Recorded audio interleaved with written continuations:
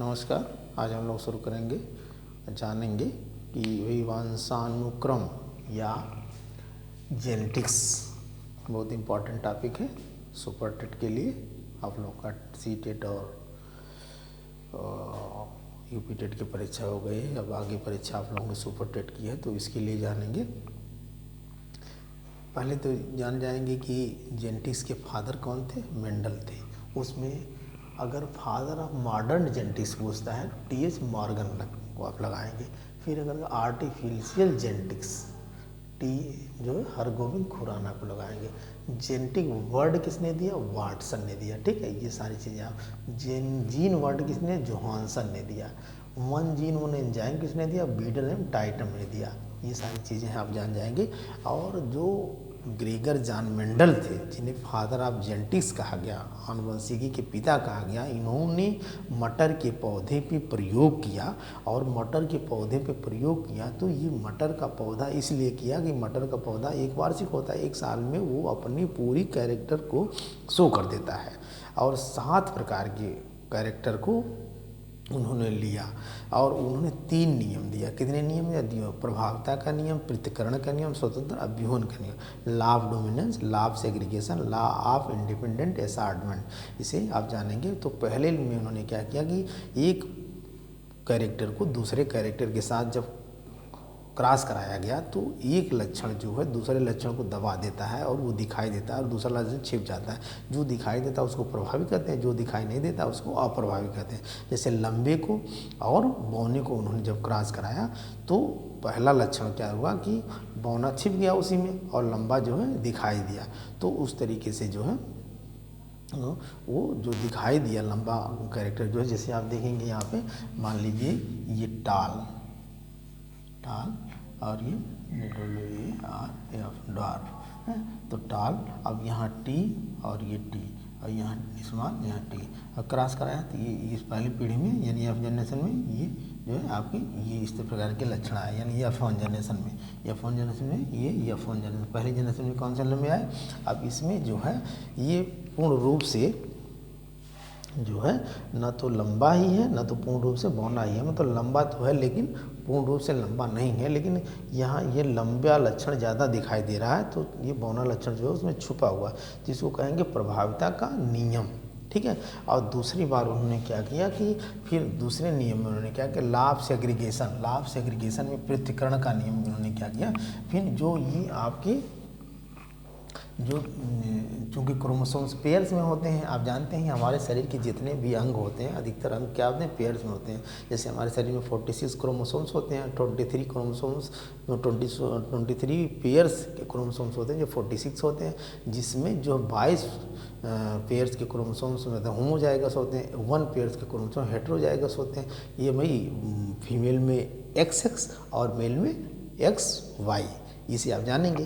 तो उसमें क्या होता है, जैसे दूसरी बार उन्होंने जब क्रॉस कराया तो इस तरीके से आप एक चार्ट के माध्यम से आप देख लेंगे इसको, इस तरीके से इसके आप आसान समझ जाएंगे इसको। ये है। और यहाँ उन्होंने जैसे पहले लक्षण में F1 जनरेशन में क्या मिला था, वही स्मॉल टी और स्मॉल टी, और इसमें क्या मिला था? कैपिटल टी और स्मॉल टी। अब क्रॉस कराया तो यहाँ क्या बनेगा? टी और स्मॉल टी, एक इधर से आ जाएगा एक इधर से आ जाएगा, फिर ये टी और ये स्मॉल टी। ठीक है। फिर ये टी आ जाएगा, ये इधर से ले लेंगे और ये स्मॉल टी। ठीक है। और यहाँ से ये स्मॉल टी और ये स्मॉल टी। अब यहाँ देखेंगे 4 प्रकार के कैरेक्टर दिखाई। ये तो पूर्ण रूप से टाल, मतलब पूर्ण रूप से लंबा हो गया ये है। लेकिन ये अर्ध लंबा कहेंगे, अर्ध लंबा, लेकिन लंबा ही कहेंगे, अर्ध लंबा। ये भी अर्ध लंबा, लेकिन ये क्या होगा? बौना होगा। ठीक है, बौना होगा। 4 प्रकार के। अच्छा, अब इसको अब बाह्य रूप से अगर हम देखते हैं, इसको कहेंगे फिनोटाइप। क्या कहेंगे? फिनोटाइप से देखेंगे तो इसमें क्या होगा कि ये लंबा, यानी ये बौना, तो इसका 3:1 का अनुपात हो जाएगा। वही 3 लंबे हो जाएंगे, अर्ध लंबे हैं लेकिन फिर भी लंबे हैं। अगर इसको हम जीनोटाइप देखेंगे, जीनोटाइप से देखेंगे तो इसमें क्या होगा कि भाई एक ये लंबा है, ये दोनों अर्ध लंबे हैं, तो 1:2 है ना, ये 2 हैं, और 1:1 ये भी आप देखेंगे। तो इस तरीके से ये जो है जीनोटाइप और फिनोटाइप है, मतलब कि 4 संतानें पैदा हो, मतलब 4 कैरेक्टर हो जाएंगे, एक लंबा, एक अर्ध लंबा और मतलब 2 अर्ध लंबे और एक बौना हो जाएगा, तो अलग जा कर के अलग हो जाते हैं। फिर उसके बाद उन्होंने तीसरा नियम कहा कि लॉ ऑफ इंडिपेंडेंट असार्टमेंट। उन्होंने फिर अगली पीढ़ी में क्या किया कि डबल डबल पेयर के कैरेक्टर को लिया, मतलब गोल लिया, झुर्रीदार लिया, जैसे गोल दाने, झुर्रीदार दाने मतलब पिचके पिचके, और फिर वह लंबा लिया और बौना भी लिया, मतलब कि 4 कैरेक्टर के लिए और पेयर में क्रोमोसोम्स लिए। और उसके बाद उन्होंने जब उसका स्वपरागण कराया तो जो 16 प्रकार के कैरेक्टर दिखाई दी, और 16 प्रकार के कैरेक्टर जो है अलग अलग आज जाके हो गए। तो इन्होंने कहा कि भाई जो संकर क्रॉस होता है, संकर क्रॉस होता है, यानी पीढ़ी दर पीढ़ी आगे जाने के बाद जो वो अपने मौलिक की तरफ खींचता है, अपनी जो है अपने अस्थायित्व की तरफ खींचता है, उसके अंदर जो नेचुरल गुण है उसकी तरफ वो खींचता है। अगर लंबा है तो लास्ट में जाते जाते वो लंबा कैरेक्टर है तो लंबा कैरेक्टर उसके अंदर आ जाएगा, अगर बौना है तो लास्ट में जाते जाते बौना आ जाएगा। ये अलग बात है कि एक पीढ़ी या 2 पीढ़ी तक वो उसके अंदर रिसेसिव के रूप में या डोमिनेंस के रूप में वो है, लेकिन उसको बार बार जब क्रॉस कराएंगे तो वो कैरेक्टर जो है आ जाता है। जैसे आप देखेंगे कि ये कहा जाता है कि जितने भी लंबे पुरुष या महिलाएं होती हैं तो उनकी पीढ़ियां धीरे धीरे 1 पीढ़ी 2 पीढ़ी 3 पीढ़ी जाते जाते वो छोटे होती जाती हैं, और जितनी छोटे लोगों की पीढ़ियां होती हैं, जैसे छोटे लोग हैं तो उनकी पीढ़ियां धीरे धीरे धीरे धीरे लंबे की तरफ इंक्रीज होती है। ऐसा नहीं है कि लंबे लोग हैं तो उनकी पीढ़ियां जो है उनसे भी लंबी होगी, ऐसा नहीं होता है, उनसे कुछ न कुछ जो है वो होती है। तो इनका भी एक नियम है। तो इस तरीके से ये 3 नियम जो थे मेंडल का था, इसे आप समझ जाएंगे। यहाँ से भी कभी कभी क्वेश्चन पूछ देता है। फिर कुछ जो है जेनेटिक की थियरी थी, सिद्धांत था। जैसे आपने एक सिद्धांत था जीव सांख्यिकी का सिद्धांत, तो उन्होंने जीव सांख्यिकी का सिद्धांत जैसे गाल्टन ने दिया था। गाल्टन ने ये बताया था कि जो पहले तो आप जान जाए गाल्टन कौन थे। गाल्टन जो सुजननकी शास्त्र, यूजेनिक्स के फादर्स कहे जाते हैं, सुजननकी शास्त्र के। और गाल्टन ने इंटेलिजेंस की भी 1885 में भी उन्होंने इंटेलिजेंस शब्द का प्रयोग किया था।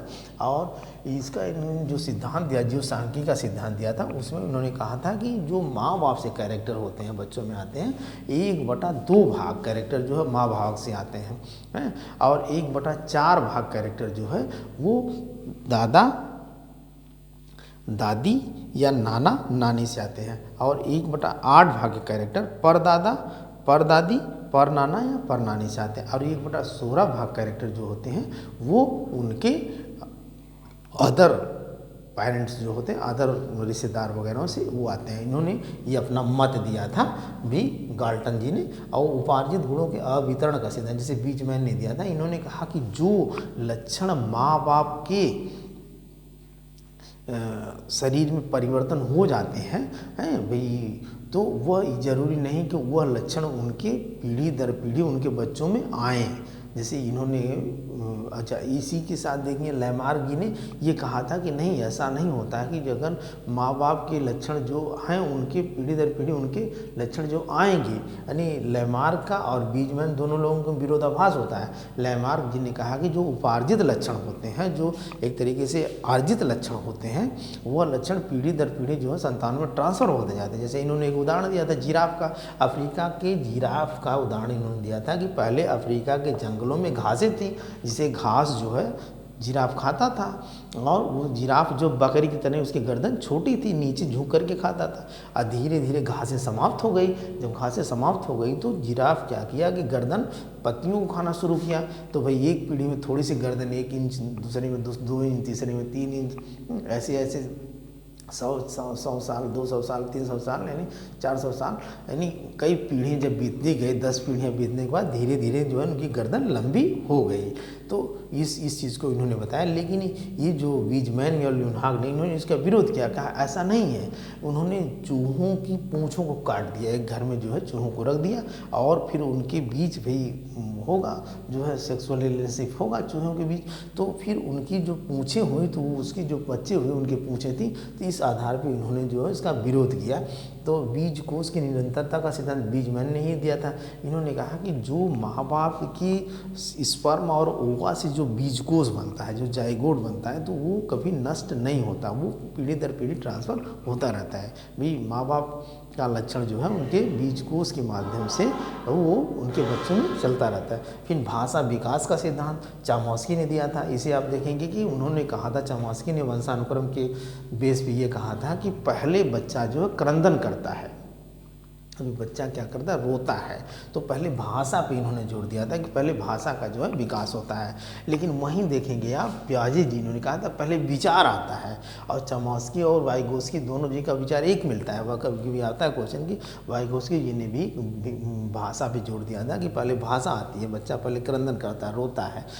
लेकिन पियाजे जी ने कहा नहीं, पहले विचार आता है, जब विचार आएगा तब बच्चे का भाषा आएगी। तो यहाँ हम देख लेंगे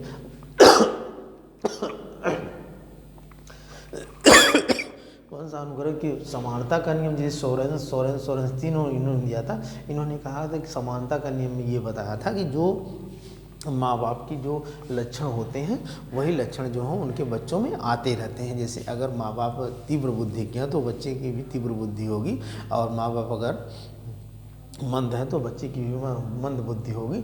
और विभिन्नता का भी इन्होंने दिया था। फिर उसके बाद अपने ही नियम का इन्होंने वो किया कि ऐसा नहीं है, अगर वो जो है गोरे माँ बाप हैं तो उनकी संतानें काली भी हो सकती, विभिन्नता भी इनका भी इन्होंने बताया था। प्रत्यागमन का भी इन्होंने बताया था। प्रत्यागमन का इन्होंने बताया था कि ऐसा नहीं है कि अगर बहुत तीव्र बुद्धि के माँ बाप हैं तो उनके बच्चे जो है मंद बुद्धि की भी हो सकते हैं। फिर उनके मेंडल का नहीं, मेंडल उन्होंने बताया था कि भाई जो संकर प्रजातियाँ होती हैं उनके बीच जब स्वपरागण कराया जाता है, इंटर क्रॉस कराया जाता है, या एक तरीके फर्टिलाइजेशन कराया जाता है, या तो एक तरीके से जनन कराया जाता है, रिप्रोडक्शन होता है, तो उनके जो गुण होते हैं वो अपनी तरफ जो है खींचते हैं, जो उनके मौलिक गुण होते हैं वो अपनी तरफ खींचते हैं, जिसे 3 नियमों के माध्यम से हम लोग समझेंगे।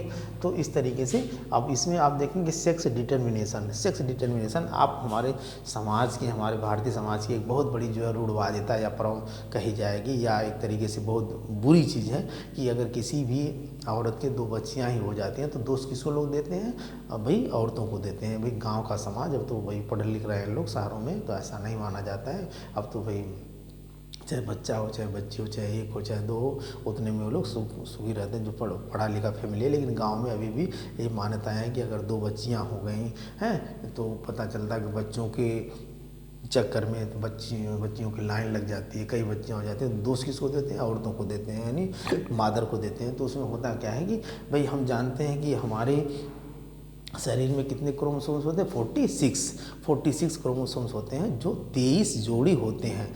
जब मेल और फीमेल का जो है कॉपुलेशन होता है, एक तरीके से सेक्सुअल रिलेशनशिप होता है, तो इसकी जो है 23 क्रोमोसोम्स और उसके 23 क्रोमोसोम्स मिल करके 46 क्रोमोसोम्स बनते हैं। और उसमें जो 22 जोड़ी क्रोमोसोम्स होते हैं वो जो है आपके होमोजाइगस मतलब समान होते हैं। एक जोड़ी क्रोमोसोम जो 6 क्रोमोसोम जिसे कहा जाता है वो जो भिन्न होता है। तो अब देखेंगे आप कि यहाँ पे भाई जो ये अब यहाँ से हम देखेंगे सेक्स डिटर्मिनेशन के संबंध में, ये मान लीजिए मेल है, ये मेल है, ये फीमेल है। अब मेल का क्या होता है, यक्स वाई होता है, इसका यक्स होता है, यक्स होता है, आप सभी लोग जानते हैं। तो यक्स से मिलेगा तो क्या होगा, यक्स मिलेगा, यक्स मिलेगा तो क्या होगी, ये गर्ल होगी। अब अगर यही जो है वही यक्स इससे मिल गया तो यक्स वाई मिल गया तो यह क्या होगा, वाई होगा। तो यहाँ पे आप देखेंगे कि अगर तो अब जिम्मेदार कौन है, मेल ही है। कौन है? फीमेल ही है भाई। अभी अगर इसका यक्स मिल रहा है तो लड़की ही होगी, है, बार बार यक्स मिल रहा है तो लड़की ही होगी, और बार बार अगर लड़का ये वाई मिल रहा है तो लड़का ही होगा, तो जिम्मेदार मेल होता है। लेकिन गांव की जो मान्यताएं होती हैं, जो हमारे समाज की मान्यताएं होती हैं, लोग औरतों को ही जिम्मेदार मानते हैं, ऐसा ये करना गलत है।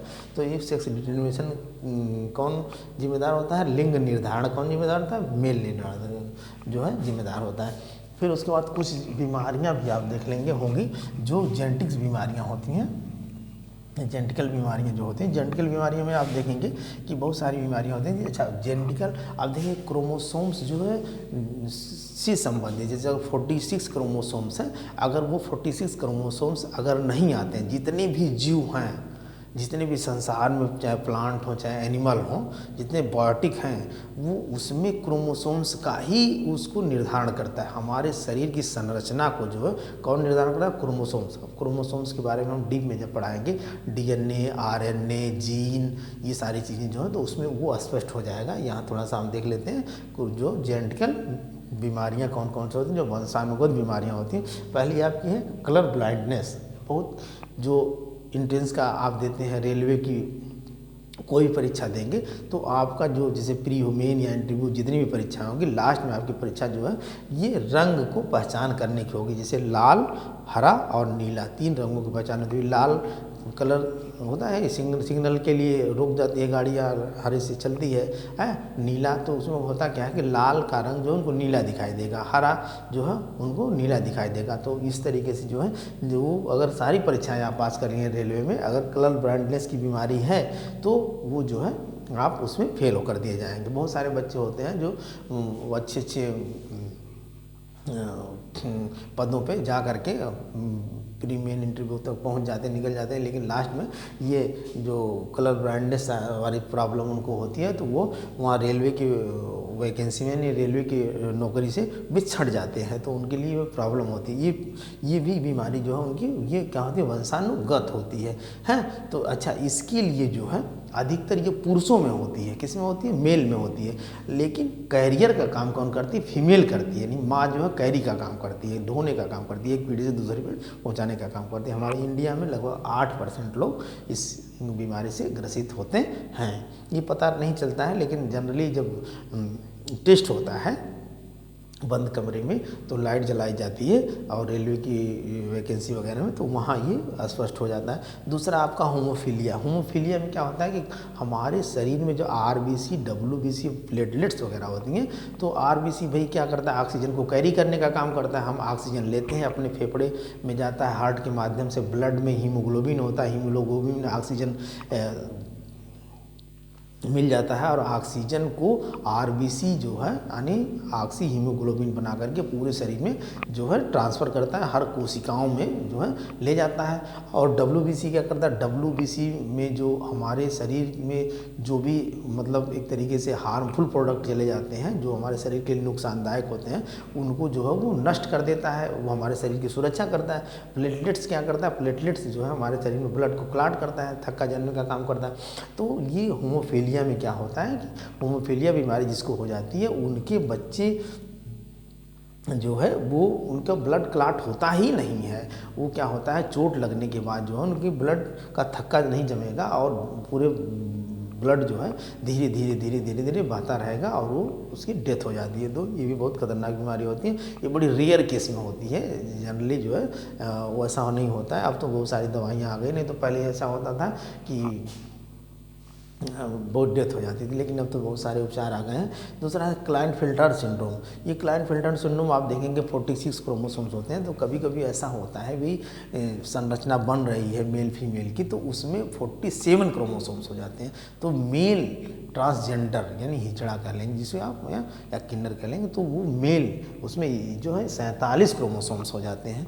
तो ये भी आप देखेंगे समाज में ऐसे बहुत सारे लोग हैं जो मेल एक तरीके से किन्नर हैं, और अपने रोज खाने कमाने के लिए ट्रेन वगैरह में चलते रहते हैं। तो इस तरीके से भी उनको कोई काम पे भी नहीं रखता, उनको कोई नौकरी भी नहीं देता, तो इस तरीके से वो बेचारे अपना नाच गा करके अपना जीवन यापन करते रहते हैं। तो ये भी एक तरीके से क्रोमोसोम्स या जेनेटिकल बीमारी ही कही जाएगी हैं। उनके बच्चे पैदा हो ही नहीं सकते क्योंकि उनके पास टेस्टिस वगैरह होगा नहीं, टेस्टोस्टेरोन हार्मोन्स जो होता है मेल का वो होगा ही नहीं। तो जब बच्चे पैदा नहीं होंगे तो फिर उनके पास वो एक तरीके से समाज के लिए भाई जैसे हंसी के पात्र कह लीजिए या इस तरीके से अपवाद के, अब जो भी समाज उनको सामाजिक मान्यताएं नहीं देता, उनका एक अलग सोसाइटी होती है, वो भी अपने खाते कमाते हैं, चाहे नाच गा करके, चाहे जैसे इंटरटेनमेंट करके लोगों का जैसे भी हो, शादी या मौके पे या बच्चा पैदा होता है तो वहाँ जाते हैं अपना ऐसे करते हैं। तो प्लेटिव फिल्टर सिंड्रोम, ये होता है प्लेटिव फिल्टर सिंड्रोम क्या होता है कि ये बहुत सीरियस बीमारी होती है। इसमें क्या होता है कि बच्चा 18 से 15 से 20 वर्ष की अवस्था में जाते जाते बच्चे की डेथ हो जाती है, जो आपका ट्राइसोमी भी इसको कहते हैं। इसमें क्या होता है कि हमारा 13वें पेयर का क्रोमोसोम्स जो है डबल हो जाता है। तो ये भी बहुत रेयर केस में होती है, जनरली होती नहीं है, जिन्हें क्रोमोसोमल डिजीज़ ये हैं सारी चीज़ें, इसके बारे में थोड़ा आप जान जाएंगे।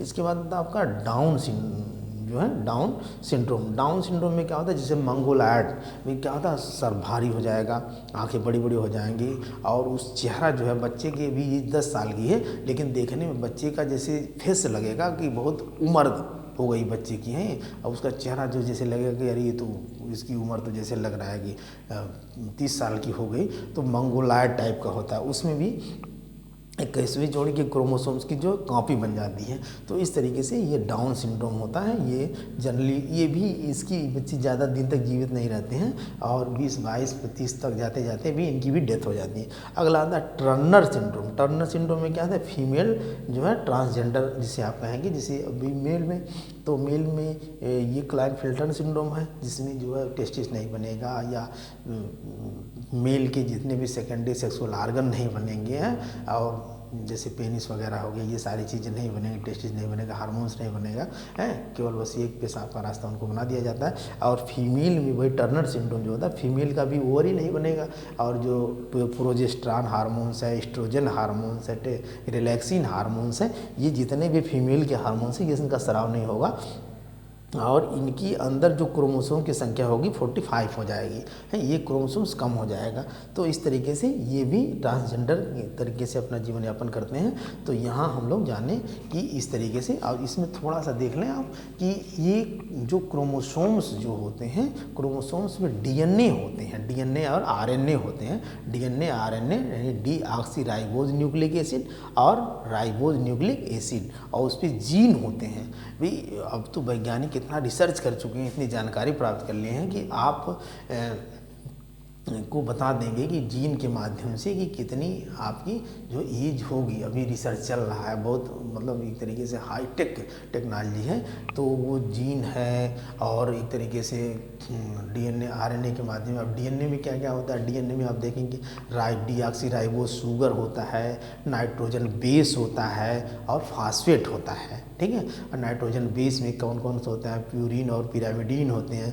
प्यूरिन में कौन कौन से होते हैं भाई, एडेनिन ग्वानिन होता है, और पिरामिडीन में थाइमिन और साइटोसिन होता है। ये दोनों डबल बॉन्ड बनाते हैं, है ना। और जैसे हम कहते हैं कि हमारी सेल जो है सबसे शरीर की यूनिट है, सबसे छोटी इकाई है, लेकिन सेल के अंदर भी तो छोटे छोटे ऑर्गन्स होते हैं भाई, जैसे माइटोकॉन्ड्रिया हो गई, गाल्गी बॉडी हो गई, एंटीप्लाज्मिक रेटिकुलम हो गई, लाइसोसोम हो गया, सेंट्रोसोम हो गया, है कि नहीं, न्यूक्लियस हो गया। न्यूक्लियस के अंदर ही ये जो है आरएनए और डीएनए जो रहते हैं, जब डीएनए पे ही जीन्स रहते हैं और क्रोमोसोम्स रहते हैं, और क्रोमोसोम्स जो पेयर्स में रहते हैं, इस टाइप के, जैसे ये सोच लें आप, इस टाइप के क्रोमोसोम्स रहते हैं,